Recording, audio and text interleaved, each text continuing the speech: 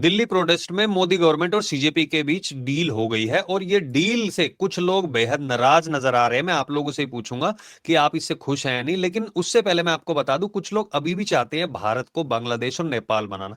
बांग्लादेश में भी जुलाई में ही ये सारी चीजें शुरू हुई थी और अब कनेक्शन भी निकलकर सामने आ रहे हैं। कैसे? पाकिस्तान का पुलिस ने खुद आके सामने बताया है, आईएसआई के साथ जो लिंक थे, सीसीटीवी कैमरों से रिलेटेड चीजें जो सामने आ रही हैं और जो फेस रिकॉग्निशन कैमरोज का जो कमाल हो रहा है वो भी मैं आपको बताने वाला हूं। लेकिन अभिजीत दिपके को अब दिल्ली पुलिस नहीं बल्कि जो उनको सपोर्ट करने आए थे उन्होंने अल्टीमेटम दे दिया है कल दोपहर 12 बजे तक का। अगर दिपके ने माफी नहीं मांगी तो स्टेज से उतार कर उसको वहां से पंजाब ले जाया जाएगा। ये मैं आपको दिखाने वाला हूं और बताने वाला हूं, तो इसलिए दिपके की मुश्किलें बढ़ गई हैं। लेकिन डील के बीच में कुछ लोग नाराज नजर आ रहे हैं। क्या डील हुई है, उसमें क्या क्या चीजें शर्तें मानी गई है, क्या नहीं मानी गई है, ये भी मैं आपको डिटेल में बताऊंगा। तो इस वीडियो को अंत तक देखना, सब लोगों के साथ शेयर जरूर करना। मैं फिर से कहूंगा, सीजेपी को प्रमोट करने के लिए कैंपेन चलाए जा रहे हैं, हमारे लिए कोई कैंपेन नहीं है, आप ही हमारा कैंपेन हो। ऑर्गेनिक जो लोग हैं आप प्लीज ग्रुप्स में इन वीडियोस को शेयर जरूर करें और कमेंट सेक्शन में बताइएगा। सवाल है मेरा आप लोगों से, क्या आपको लगता है कि धर्मेंद्र प्रधान को इस्तीफा दे देना चाहिए? और सोनम वांगचुक ने जो हंगर स्ट्राइक खत्म की है, क्या आपको लगता है कि इसके बाद सीजेपी यानी कि केजरीवाल द्वारा खड़ी हुई पार्टी क्या वो पीछे हट जाएगी? भाई केजरीवाल को आप सपोर्ट करते हैं, नहीं करते हैं, या मोदी जी को करते हैं, राहुल गांधी को, ये भी कमेंट सेक्शन में जरूर लिखना। तो स्टार्ट करते हैं आज की वीडियो। मेरे पास पूरी डिटेल है, लेकिन सबसे पहले मैं स्टार्ट करना चाहूंगा कि बांग्लादेश और नेपाल में जो हुई थी उसमें सिमिलैरिटी क्या क्या नजर आ रही है। और कुछ लोग बात कर रहे हैं कि बस 2 कदम दूर है, अगर छोटी सी भी गलती होती है तो वही हाल हो सकता है। लेकिन मैं आपको बता दूं, बांग्लादेश और नेपाल में भी ये छात्रों ने ही शुरू किया था। हालांकि दोनों जगह पे रीजन अलग अलग थे। बांग्लादेश में शुरू हुआ था क्योंकि जो स्वतंत्रता सेनानी थे बांग्लादेश के, उनके जो अभी बच्चे पड़पोते जो भी हैं उनको आरक्षण देने की बात की गई थी कॉलेजों में, वो बढ़ा दिया गया था। 2018 में उसे खत्म कर दिया, लेकिन फिर से उसको 2025 में लागू कर दिया गया था और सुप्रीम कोर्ट ने फैसला सुनाया था। लेकिन नेपाल में जो शुरू हुआ था उसमें 26 सोशल मीडिया एप्स को एकदम से बंद कर दिया गया था। क्यों? उन पे आरोप लगाए जा रहे थे कि वो फेक न्यूज फैला रहे हैं, हेट स्पीच कर रहे हैं और ऑनलाइन क्राइम को अंजाम दे रहे हैं, और उसके ऊपर वो कुछ काम नहीं कर रही हैं वो एप्स। लेकिन उसके बाद जिन जिन लोगों ने उनका साथ दिया था, अब उनमें से कुछ लोग सीजेपी का समर्थन कर रहे हैं। मैं आपको बताऊंगा, मैंने वीडियो तो आपको दिखाई थी कि नेपाल से कुछ लोग आना चाहते हैं, लेकिन बांग्लादेश से देखिए, बांग्लादेश में कुछ थे, ग्रुप्स थे, मैं बता देता हूं आप लोगों को। वो ग्रुप्स थे, एक तो था आपका बीएनपी जो वहां की पार्टी है, एक जमाते इस्लामी और कम्युनिस्ट। जमाते इस्लामी ने सीजेपी के समर्थन में एक लेटर भी जारी किया। उन्होंने कहा है कि हम इसका समर्थन करते हैं। ये जमात इस्लामी वही है जो कहती है कि भारत के टुकड़े कर, भारत की जो जिसे सेवन सिस्टर कहते हैं उसको अलग करके बांग्लादेश में मिला लगे। उन्होंने सीजेपी का सपोर्ट किया है, ठीक है। नेपाल में कुछ लोग कह ही रहे हैं, लेकिन 2 कदम दूर कैसे है? देखो वहां पे भड़की कैसे थी हिंसा और क्या हुआ था। वहां पे ऑर्डर दे दिए गए थे पहले तो बांग्लादेश में शूट एट साइट के, क्योंकि प्रदर्शनकारी मान नहीं रहे थे।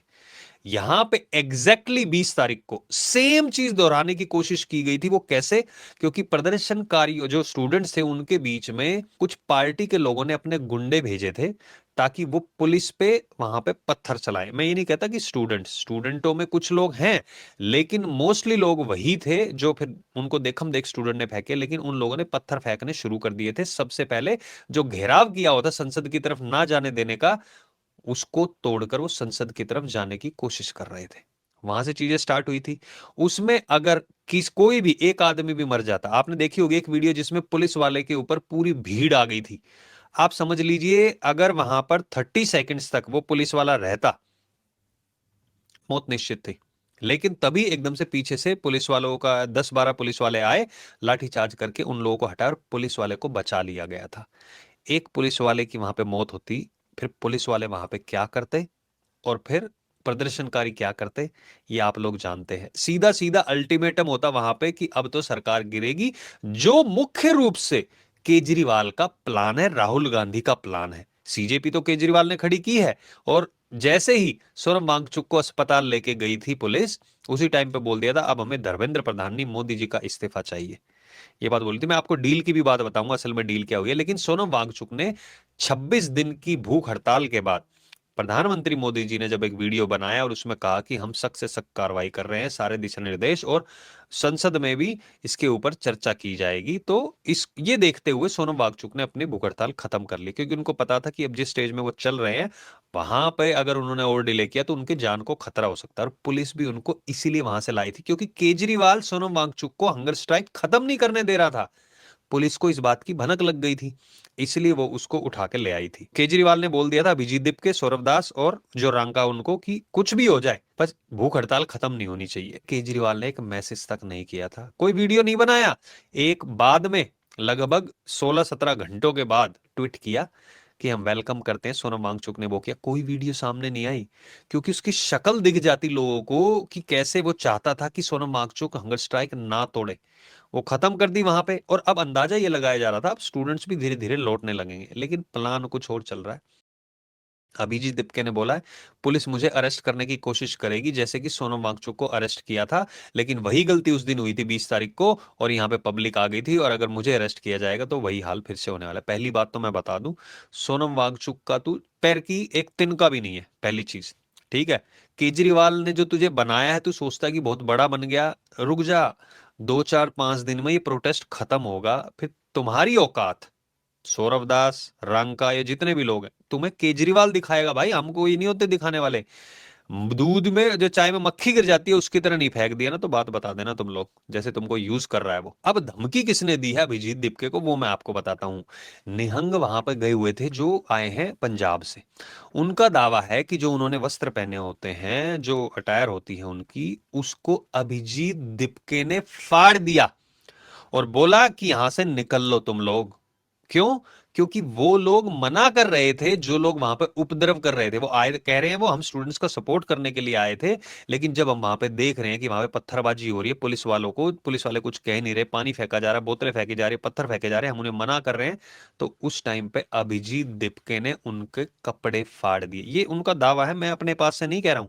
और उन्होंने अल्टीमेटम दिया है 11-12 बजे के आसपास, अगर जब तक वो नहीं आता अभिजीत दिपके, माफी नहीं मांगता है सार्वजनिक रूप से, तो वो स्टेज से उतार के लेके जाएंगे अभिजीत दिपके को। अभिजीत दिपके वैसे भी छुपता हुआ फिरता, आई डोंट नो कि उनको मिलेगा या नहीं मिलेगा, लेकिन सीधे सीधे धमकी दी है।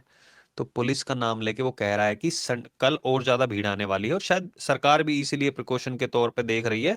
अब जेपी नड्डा से मिलने फिर से पहुंचे थे सौरव दास और रंका, उसके बाद उन्होंने कहा कि हम अपडेट देंगे। अभी आधे घंटे पहले ही उन्होंने ट्वीट किया और लिखा कि भाई सरकार ने हमें आश्वासन दिया है कि जो कंपनसेशन, देखो इनकी मांगे क्या थी, इनकी मांगे थी धर्मेंद्र प्रधान का इस्तीफा, जो जितने भी लोगों के ऊपर केस हुए प्रदर्शनकारी वो वापस लिए जाए, और 1 करोड़ का कंपनसेशन पर बंदे को जो जो जिस जिसने सुसाइड किया है इस नीट परीक्षा लीक की वजह से। धर्मेंद्र प्रधान के इस्तीफे पर उन्होंने कहा है कि अभी वो बताएंगे कि क्या करना है क्या नहीं करना। केस वापस लेने के लिए हाँ भर दी गई है कि जिन जिन लोगों ने वहां पे उपद्रव किया किसी के ऊपर केस नहीं होगा, बट वेट, आई नो आप गुस्सा होंगे। और जो कंपनसेशन की बात है वो 1 करोड़ की हामी नहीं भरी गई है, कहा है कि अप्रोप्रिएट जो कंपनसेशन है वो दिया जाएगा।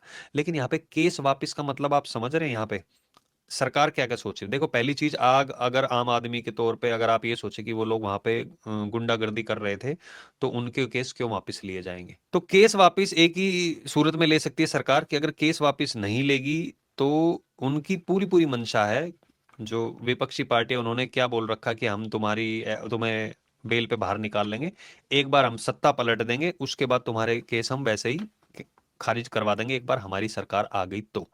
ये सोच के अगर वो लोग जा रहे हैं तो भाई बहुत खतरनाक है ये, क्योंकि वो आर पार की सोच के जा रहे हैं कि भाई एक बार सरकार बदलनी है किसी तरीके से, अगर सरकार बदल दी तो हमारे केस वैसे ही वापस हो जाएंगे। तो ये बहुत खतरनाक है। इसी को सोचते हुए हो सकता है कि सरकार ये सोचे कि केस वापस ले ले, लेकिन इसमें एक ट्विस्ट है, केस सबके वापस नहीं लिए जाएंगे, केस उन्हीं के वापस लिए जाएंगे जो असल में स्टूडेंट्स होंगे। क्योंकि मैं बता दूं आपको, लगभग 80% उनमें लोग ऐसे हैं जो स्टूडेंट्स नहीं है।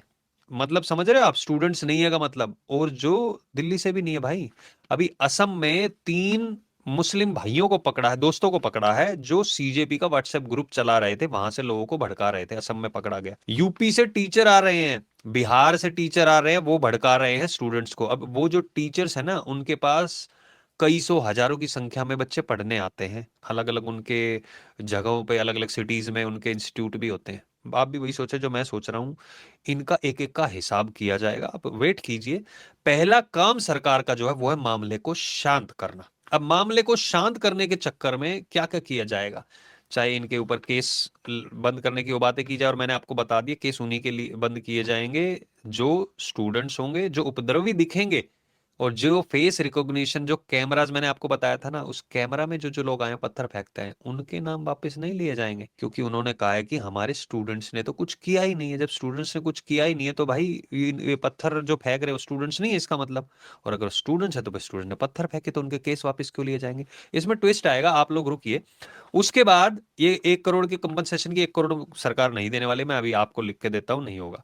धर्मेंद्र प्रधान के इस्तीफे की मैं आपको बात बता दूं, मुझे लगता है कि 20 तारीख को अर्ली मॉर्निंग ही इनको अनाउंस कर देना चाहिए था, अगर ये धर्मेंद्र प्रधान का इस्तीफा दिलवाना चाहती है सरकार तो। अगर सरकार नहीं करती है तो डेफिनेटली सरकार को बल प्रयोग यहां पे करना ही पड़ेगा। तो अब दो ही ऑप्शन है, या तो उनको हटाओ या बल प्रयोग करो। बल प्रयोग किया तो इनके अंदर ऐसे तत्व ऑलरेडी आ चुके हैं। एक बंदा तो ये भी कह रहा था कि मैं है ना बंदूक लेके आया हूं, गोलियां दिखा रहा था कि मैं बंदूक दिखा नहीं सकता। तो अंदर ऐसे लोग आ चुके हैं जो लोगों को मार सकते हैं अंदर ही घुस के। और अगर एक भी बंदे को वहां पे किसी को गोली लगी है, वो जांच तो बाद में होगी कि पुलिस की गोली थी किसकी गोली थी, लेकिन उससे पहले अगर कोई मर गया तो वहां पे भीड़ बेकाबू हो सकती है, भड़क सकती है, और उसका अंजाम बहुत बुरा होगा।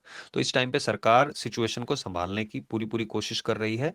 और मैं आप लोगों से बस इतना ही कहूंगा, भाई सरकार के साथ खड़े रहिए। ये मत सोचिए कि सरकार ये क्यों नहीं कर रही, वो क्यों नहीं कर रही। वो लोग यही चाहते हैं ये दिखाना कि भाई ये देखो, इनके जो अंधभक्त थे, जो सरकार बीजेपी के सपोर्टर थे, जो सरकार को सपोर्ट करते थे, वो लोग ही इनको बकने लगे हैं। अगर ये काम हो गया तो सरकार जानी निश्चित है। आपको डिसाइड करना है कि आपको सरकार बचानी है या अपना गुस्से का इजहार अभी सोशल मीडिया पे जाके करना है आपको। क्योंकि वो लोग क्या दिखा रहे हैं, एक पुलिस वाले को दिखाया कि वो उत्तराखंड से आया है और वो कह रहा है कि मैं है ना अभिजीत दीप के अभी ये देखो इस्तीफा देता हूं। वहां की पुलिस ने प्रेस कॉन्फ्रेंस करके बताया उस बंदे को 2025 में क्राइम में गिरफ्तार किया गया था। उस पुलिस वाले को, वो गुंडे लोगों का साथ दे रहा था, और अभी वो फिलहाल उससे पूछा गया, आई थिंक 28 जून को उसको नोटिस दिया गया कि भाई वो कहाँ है, उसने कोई जवाब नहीं दिया।